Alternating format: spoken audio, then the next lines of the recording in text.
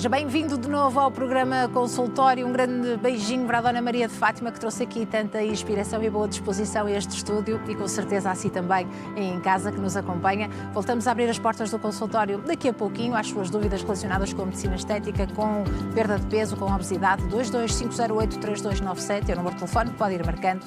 É também disponível o endereço de e-mail consultório@portocanal.pt ou o número do WhatsApp 963143663. E como disse há pouco, vamos então terminar com um tema muito atual: perda de peso e inovação terapêutica, com a chegada do Wegovy em comprimido aos Estados Unidos. Portanto, aqui em Portugal ainda não há este comprimido à venda, mas vamos saber tudo então sobre esta nova forma de perder peso com a nossa especialista, a doutora Lúcia Santos, médica de medicina estética, a quem eu muito agradeço por estar aqui no consultório. Bem-vinda, Sra. Doutora. Obrigada, Alexandra. É um gosto imenso recebê-la. Obrigada por ter aceitado, de facto, o nosso convite. Estamos a assistir a um novo paradigma no tratamento da obesidade. Eu gosto sempre de falar sobre isto no consultório, ainda bem que podemos levar estes temas aos nossos telespectadores, sem dúvida alguma. O que é que muda agora com a chegada de medicamentos como este, em comprimido? O que nós esperamos, médicos que se dedicam ao tratamento da obesidade, desta patologia, é que realmente a obesidade passe a ser encarada como uma doença crónica, que é multifatorial, recidivante, de tratamento difícil, mas que felizmente com estas opções terapêuticas novas que estão a chegar e que nos trazem outras possibilidades de chegar a outros perfis de doentes, que aconteça de forma definitiva esta forma de encarar a obesidade.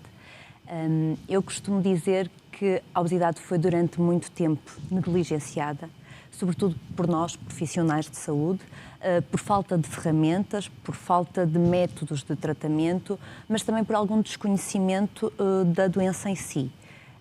Nós, o que fazíamos frequentemente na nossa consulta de obesidade era dizer ao nosso doente: coma menos, exercite-se mais, e isto é um bocadinho equivalente a dizer a um doente asmático, que nos chega à consulta com a sua asma agudizada e dizer: doutor, estou com mais tosse, e nós darmos-lhe como resposta: não tussa.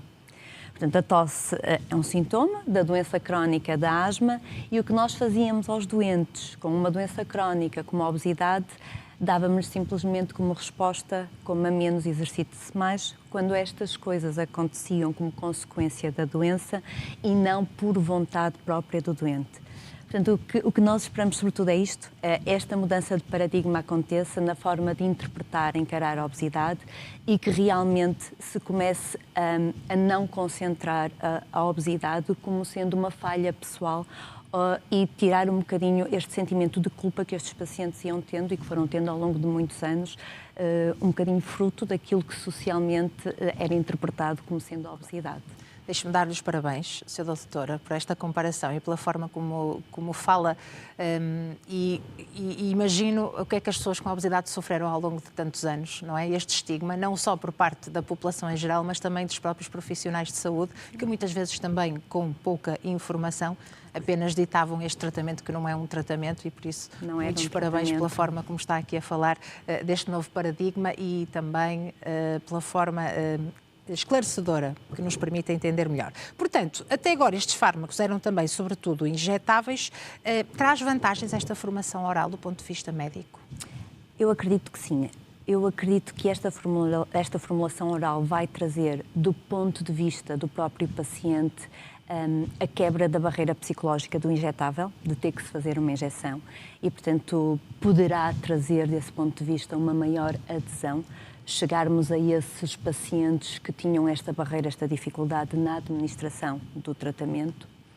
Do ponto de vista do médico, acabamos por ter uma nova ferramenta, uma nova forma de tratar, de administração diferente, e que nos vai permitir, nesse sentido, chegar a pacientes diferentes e que provavelmente o que é expectável é que tenham um custo mais acessível e, portanto, que chega a um maior número de pacientes, haver um maior número de pacientes não só a iniciar o tratamento, mas depois a mantê-lo a longo prazo. É extremamente importante passar a mensagem que um comprimido não simplifica o tratamento da obesidade. É um tratamento extremamente complexo, exigente, e que requer um acompanhamento médico regular e a longo prazo. Tal como uma pessoa com asma. tal como qualquer outra doença crónica, como é o caso da asma. Claro, mas nota que já há menos resistência também na procura por este tipo de fármacos, neste caso os injetáveis aqui em Portugal, para tratar a obesidade? Noto que esta mudança tem vindo de facto a acontecer, ainda de forma muito lenta, mas começa a haver a percepção que realmente é um problema de saúde, não é uma escolha do paciente ter esta dificuldade tanto no controle do apetite como no controle da sua saciedade, que faz parte desta doença, e isso faz com que as pessoas procurem ajuda, procurem o tratamento.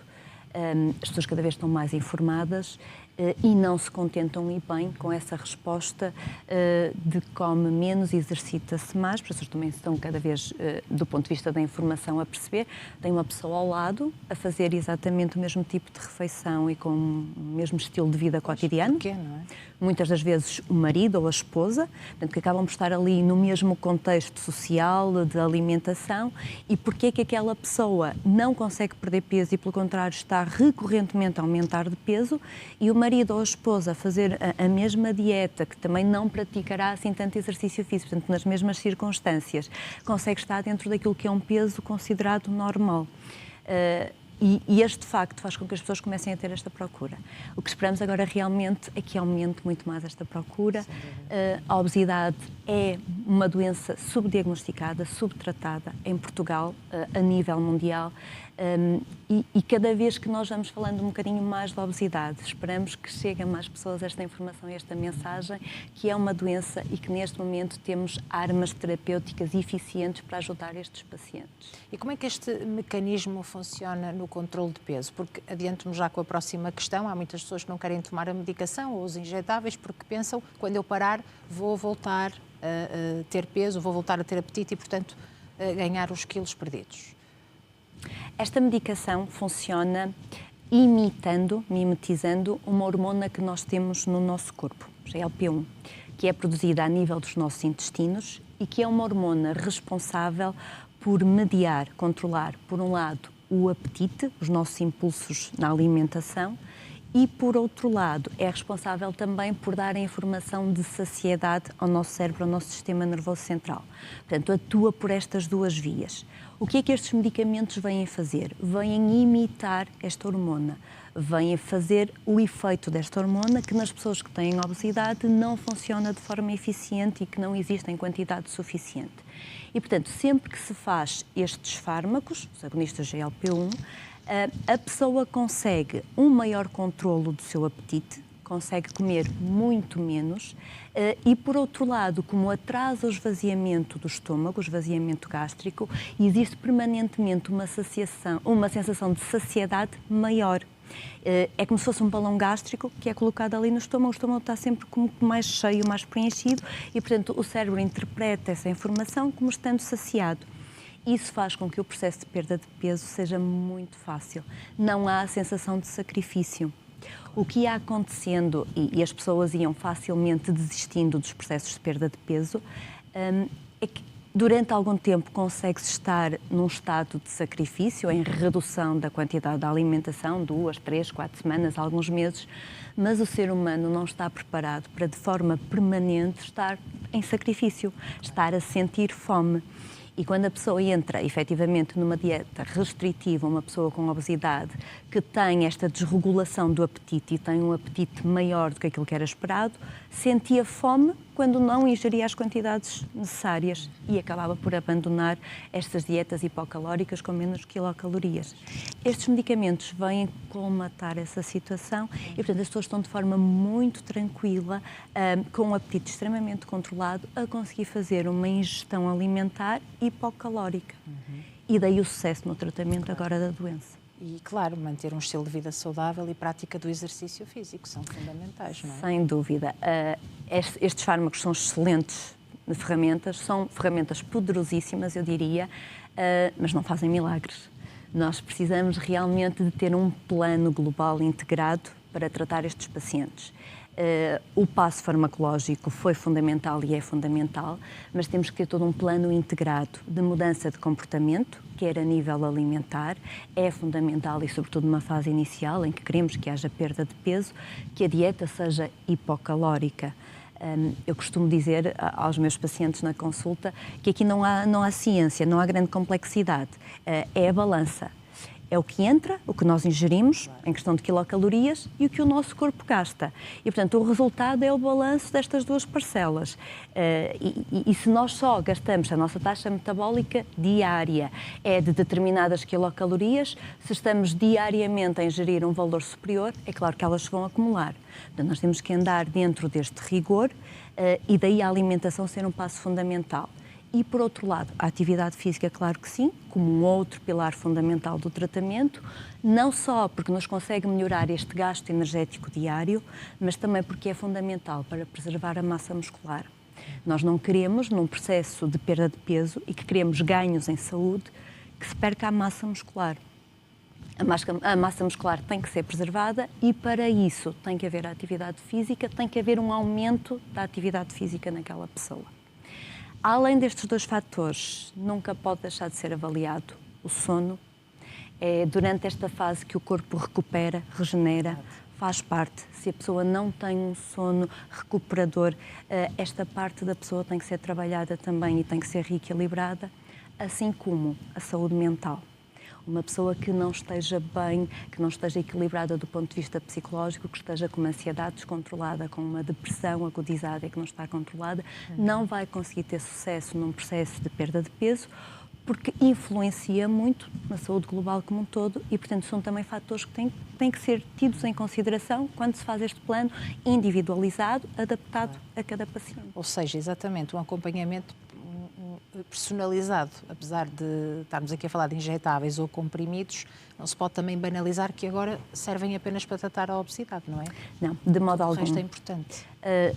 Muito mais do que a forma terapêutica, a forma como é aplicado o tratamento, o custo que poderá ter ou não, o grande sucesso do tratamento desta doença passa por ter realmente este plano realista, individualizado, ajustado àquele paciente, mas que vai sendo acompanhado ao longo do tempo. É frequente ter que haver ajustes no plano, é frequente haver meses em que se conseguem perdas maiores e o doente está muito motivado, meses em que as perdas não foram tão satisfatórias e o doente vai um bocadinho mais abaixo. E, portanto, é importante este contacto regular com o médico para conseguirmos ir mantendo esta adesão ao tratamento. A grande luta no tratamento de qualquer doença crónica é a adesão do doente, é manter o compromisso do doente no seu tratamento. E, portanto, para conseguirmos isso, temos que manter este contacto, temos que ter o doente connosco e fazer uma gestão muito real das expectativas. Muitas vezes há a desistência do plano, porque em algum momento o doente criou na sua cabeça a ideia que por mês teria que perder X, e até o que a amiga perdeu ou o vizinho perdeu é completamente diferente de pessoa para pessoa, somos seres únicos e ainda bem que o somos, não é? E ir ajustando estas expectativas para que de facto haja uma adesão ao tratamento, porque é a única forma de mantermos os resultados sustentáveis. É uma doença crónica, portanto, e a definição de doença crónica é que não tem cura, tem que ir mantendo este acompanhamento e há bocadinho a Alexandra perguntava-me então e como é que é depois se eu parar? Exatamente. À semelhança de qualquer outra doença crónica, não é expectável que se suspenda o tratamento. Nós não dizemos isso aos nossos doentes diabéticos, nós não dizemos isso aos nossos doentes hipertensos, nós não dizemos que vai haver um momento em que vai parar. E como vai exigindo esta permanente adesão ao tratamento, nós temos que estar presentes na vida do doente e na consulta. Sem dúvida, como qualquer doença crónica. Ainda bem que falou também dos valores, porque fala-se muito no preço mais acessível do comprimido face também às versões injetáveis e caminhamos para lá. Portanto, ainda não sabemos. Em Portugal, onde estes tratamentos para já não são comparticipados, isso pode fazer a diferença nesta fase? Acredito que sim. Em qualquer país, e como é o caso de Portugal, em que não temos comparticipação destes tratamentos, o preço é um fator importante. Não diria que é o fator determinante. Como nós já falamos, não acredito ser a formulação terapêutica, a forma como é feito o tratamento, quer seja injetável, quer seja oral, assim como não acredito que seja apenas o preço a determinar a adesão ao tratamento. É claro que é importante, é claro que vai permitir um grupo maior de pacientes chegar a este tratamento, mas mais uma vez eu foco que o grande sucesso passará pelo acompanhamento médico num plano bem estruturado e realista.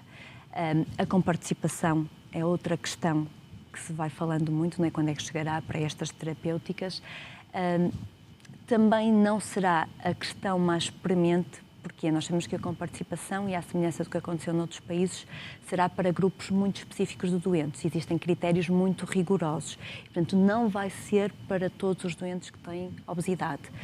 Provavelmente, situações muito específicas, não é? A obesidade acima de 30, do índice de massa corporal acima de 30, quando temos em excesso de peso comorbilidades associadas à hipertensão, a diabetes, a síndrome da apneia do sono, esteatose hepática, outras patologias, poderá haver nesse sentido, mas não será uma situação generalizada a todos os pacientes. E, portanto, também não vai ser aquela resposta completa que se espera. Claro. Vamos ter, muito provavelmente, o Wegovy em comprimidos em Portugal a curto prazo. Nós sabemos, é de conhecimento público, que o laboratório da Novo Nordisk já submeteu, no final do semestre do ano passado, os pedidos à Agência Europeia do Medicamento para se avançar com estas autorizações. Portanto, estamos a aguardar os trâmites habituais destes processos, não é, da entrada do medicamento. Portanto, é algo que vai acontecer, é uma realidade que vai acontecer.